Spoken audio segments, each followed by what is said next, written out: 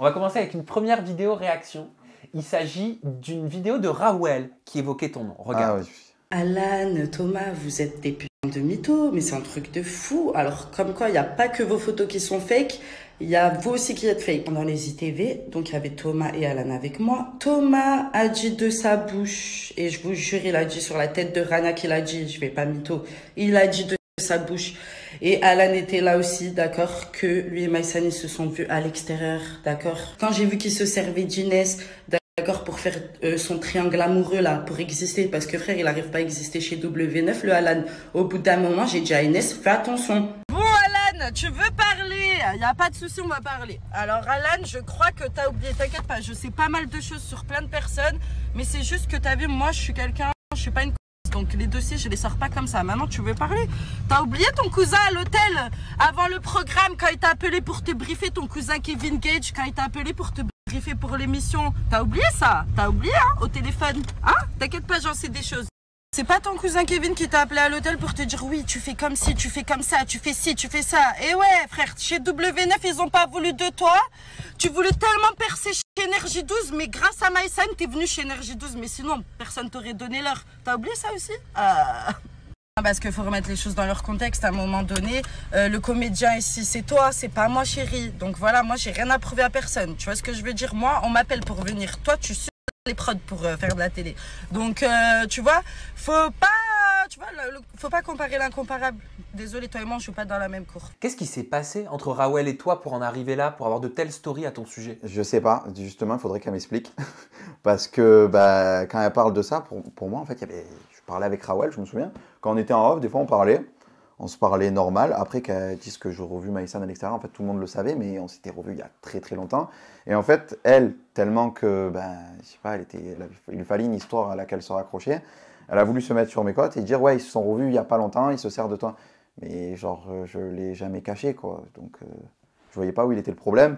Et quand elle parle de mon cousin qui m'a appelé à l'hôtel, bah oui, il m'a appelé, il m'a dit voilà, déchire tout cette saison, je te donne 2-3 conseils. Mais il n'y avait rien de méchant, c'était plus de la bienveillance qu'autre chose. Genre, il n'y avait pas de ouais, il faut que tu fasses ci, il faut que tu fasses ça. Comme tout le monde appellerait quelqu'un quand il part en tournage, vas-y, j'espère que ça va bien se passer, tout ça.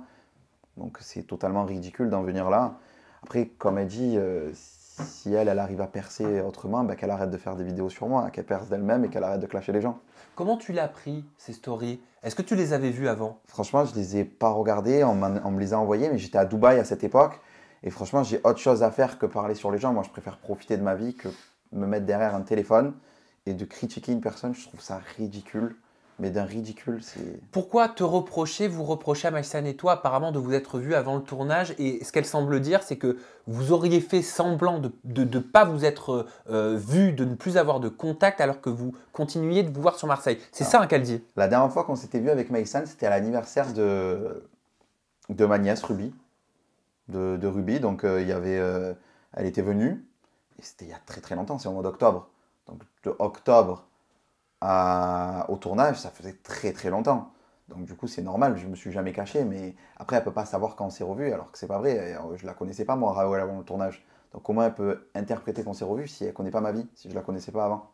Quel but pour Rawel de dire tout ça te concernant? J'ai l'impression qu'il s'est passé quelque chose qui nous échappe. Ben justement, moi aussi, je voyais pas de but. Ça veut dire quand je t'ai dit, on m'a envoyé ces stories, j'étais comme ça, et je voyais qu'elle critiquait, qu'elle parlait. Et je voyais pas le but de faire ça, ça servait à rien, quoi, c'était ridicule. Surtout qu'en plus, on s'était pas pris la tête là-bas, on s'était pris la tête une fois, mais après, il y avait rien de méchant. Moi, je me souviens que quand elle est partie, je lui ai dit au revoir, normal, sans rancune. Donc vous étiez pris la tête, mais c'était par rapport à quoi? Ben, par rapport à cette histoire que, comme quoi, soi-disant, je Juste mentais. par rapport à ça? Ouais.